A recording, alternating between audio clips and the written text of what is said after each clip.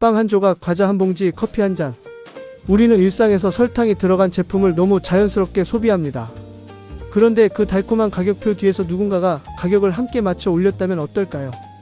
오늘 나온 뉴스의 출발점은 바로 그 질문입니다.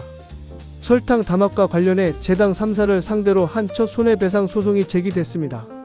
이번 소송은 한 제과업체가 CJ제일제당, 삼양사, 대한제당을 상대로 약 2천만 원을 배상하라며 낸 민사 소송입니다. 액수만 보면 크지 않아 보일 수 있습니다. 하지만 의미는 작지 않습니다. 공정위 제재 이후 실제 피해를 이유로 법원에 배상을 요구한 첫 사례라는 점에서 이번 재판은 가격 담합이 민사 책임으로 얼마나 이어질지 가늠하는 출발점이 될 수 있습니다. 왜 이런 소송이 나왔을까요? 공정위는 새 제당사가 2021년 2월부터 2025년 4월까지 총 8차례에 걸쳐 기업 간 거래용 설탕 가격의 인상과 인하폭 시기를 미리 맞췄다고 봤습니다.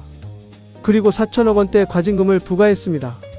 이 사건의 핵심은 설탕이 소비자에게 직접 팔리는 최종 상품이 아니라 빵과 과자, 음료와 소스의 원재료라는 점입니다. 그래서 파장은 생각보다 넓습니다.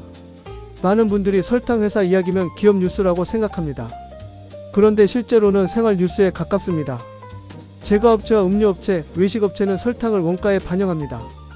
원재료 가격이 인위적으로 흔들리면 그 부담은 결국 제품 가격과 소비자 선택에 영향을 줄 수 있습니다.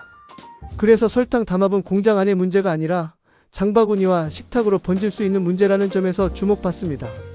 물론 법정에 가면 쟁점은 더 복잡해집니다.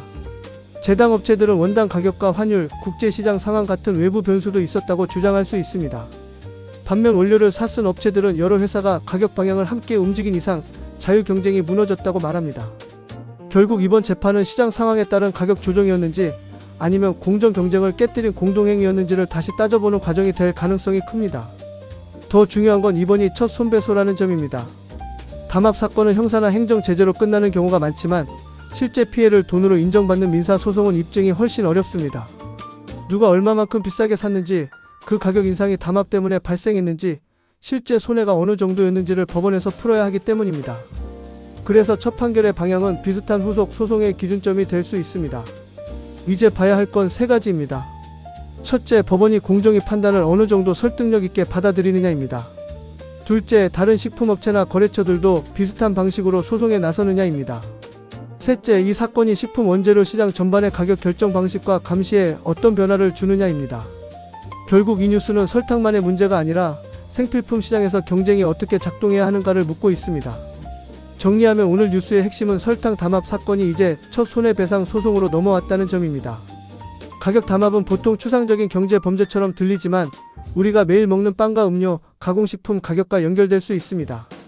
그래서 이번 재판은 기업 한 곳의 문제가 아니라 생활 물가의 공정성과 신뢰를 묻는 시험대가 될 수 있습니다. 여러분은 생필품 담합에 대해 처벌보다 배상이 더 중요하다고 보시나요? 댓글로 의견 남겨주세요.